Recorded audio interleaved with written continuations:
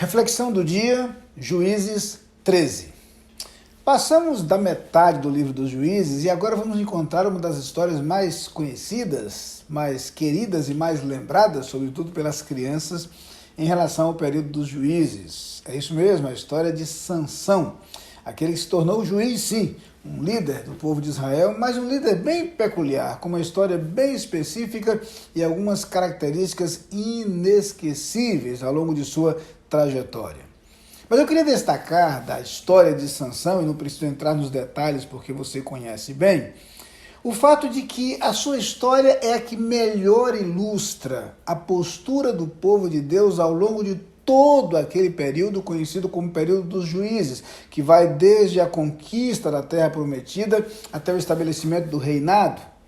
No período dos juízes, o povo assume uma posição muito semelhante àquilo que é ilustrado na experiência de Sansão e vive experiências semelhantes.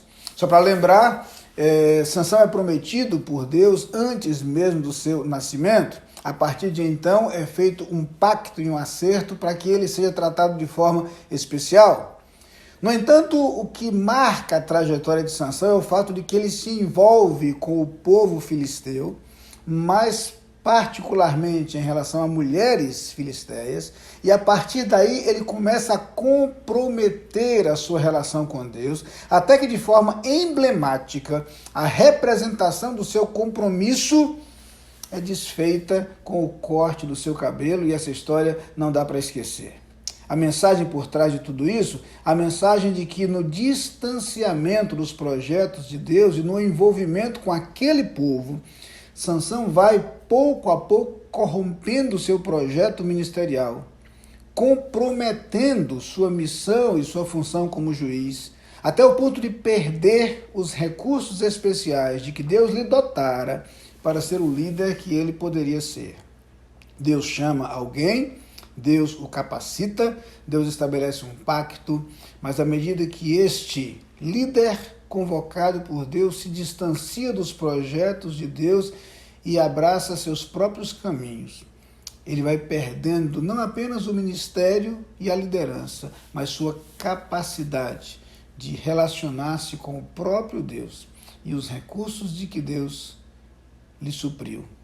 A verdade é que o que acontece com Sansão é justamente o que acontece com o povo de Deus naquele período da história. Eles vão se envolvendo com outros povos, vão se misturando, começam a sofrer a influência cultural, a influência religiosa e acabam perdendo sua conexão com Deus e vivendo como efeito disso, como resultado disso, o sofrimento, a dor e, sobretudo, a opressão por parte de seus inimigos.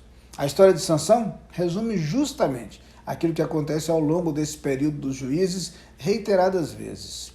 Ao se distanciar do projeto de Deus e ao se misturar com outro povo, recebendo deste influência, Sansão perdeu a oportunidade de ser o líder que Deus desejava que ele fosse e usar os recursos especiais com que Deus o dotara para fazer uma grande diferença na história do seu povo.